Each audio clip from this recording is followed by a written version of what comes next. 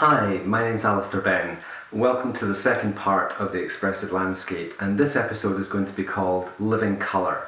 Now, we live in a colourful world. It's something that we take for granted, and I think we are so used to it that it's very easy for us to kind of become complacent about colour and to just basically allow the colour to dominate our senses. It's such a powerful trigger to us that it's very easy for us to lose sight of the more subtle underlying geometry that perhaps exists in the landscape because the colour becomes so dominant.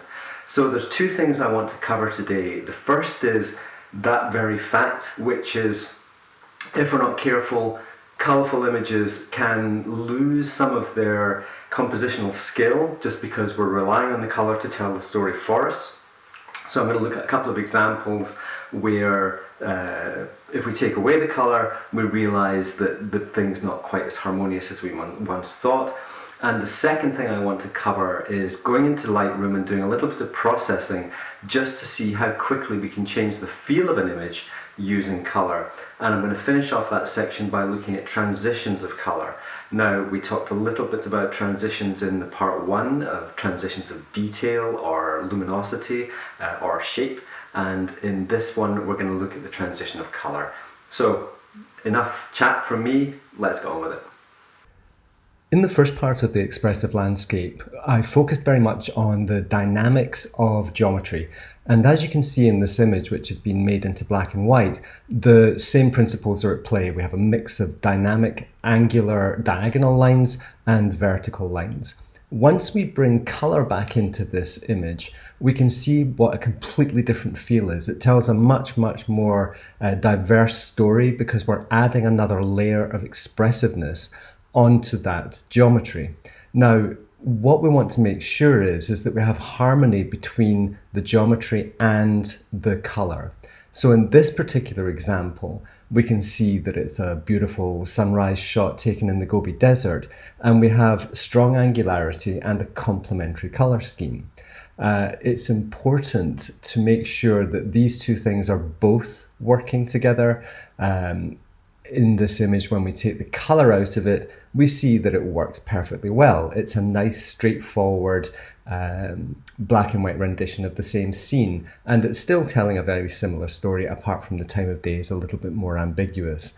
Now, the thing with color is we have to appreciate how important it is as a visual trigger. So in this one, we can see the earth shadow.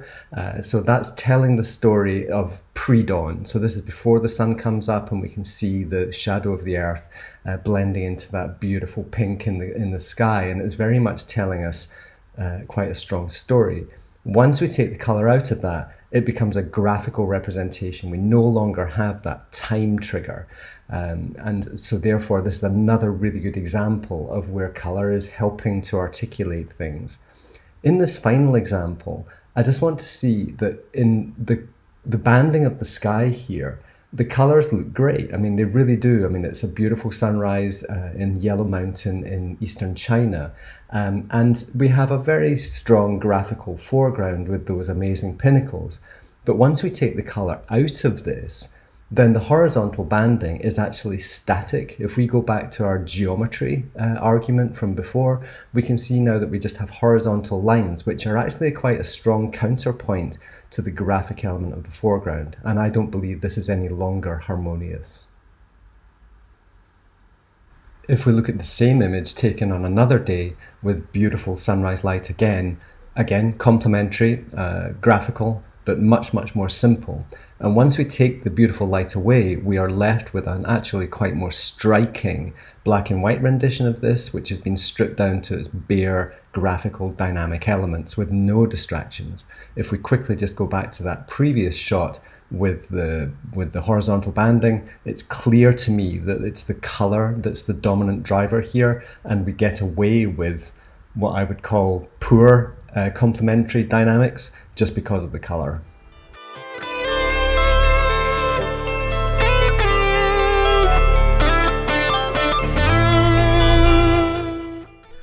So if we start to take a look at This image here, as an example, this is essentially monochromatic. Overcast winter's day on the south coast of Iceland a few years ago now. But this is the raw file, and it was set with probably daylight white balance, something like that. So, no real color cast that's being created. And the first thing I want to do is literally just grab the temperature slider and pull it to the left. And as we pull it to the left, we are cooling the image. And as with geometry, where we talked about feeling these angles and feeling the dynamics, color's exactly the same.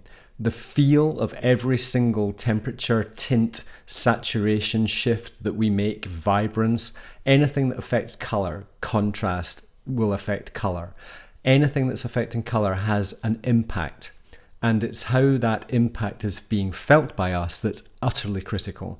So the absolute first thing that I recommend people do when they start processing their images is to stop thinking about processes and just start thinking about feel.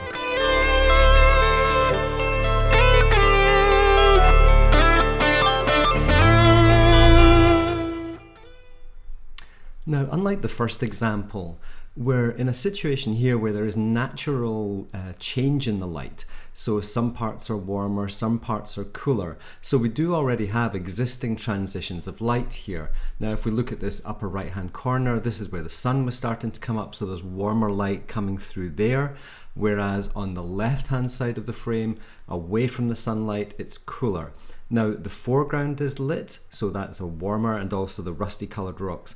So in this particular image, we already have some form of, it's certainly more diverse colour-wise than the first example that we looked at from Iceland.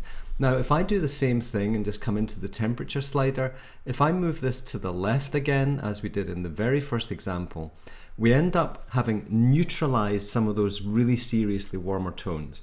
Now, the foreground just looks less jarringly orange than it did, and I feel it's a slightly softer image, but we've lost some of that warmer light up in the top right-hand corner. There's a compromise.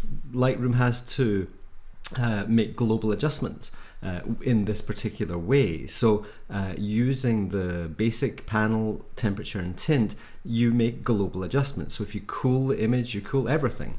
Whereas in this particular example, if I just go in with a slight brush and reintroduce some of that warmth up into that top right hand corner, and that was literally just taking the white balance slider more or less back to where it was in the previous example. And you can kind of ramp it up a little bit to make it feel in that way, and just pull down the highlights a touch just to make it a little bit more contrasty.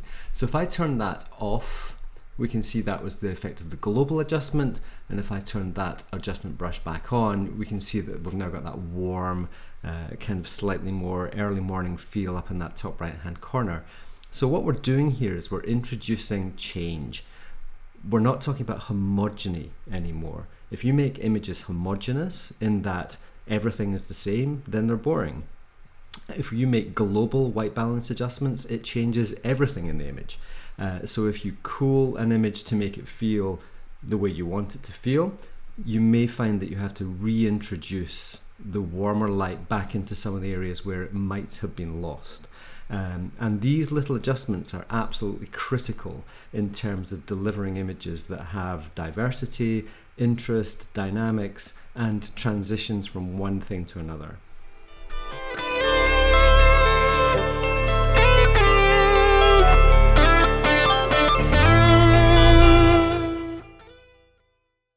It's been my intention from the start of this to really bring home that point that colour can be such a dominant force in our compositions. And the simplest way to really determine if the image is all about the colour or if it's a strong composition is to remove the colour. If an image still works in black and white, if the composition still feels concise and harmonious and as if it belongs with itself, then we're good. If it absolutely relies on the colour to hold it together, then maybe it's time to rethink some of those compositions. So let's start thinking more about feel. Let's start thinking more about our relationship with the geometry and the dynamics within images that exists, rather than just relying on pretty colors to hold our images together. If this has been useful for you, please subscribe and hit the bell notification button. It does me a big favor, and I really hope I can continue bringing lots of interesting content. Apologies for the slow turnaround with this one. I've been really laid out with quite a bad virus, but I'm feeling a whole lot better now. So until the next time, when we will be continuing our whole exploration of feeling and creativity, have a great time, and I hope everyone's doing good. Bye now.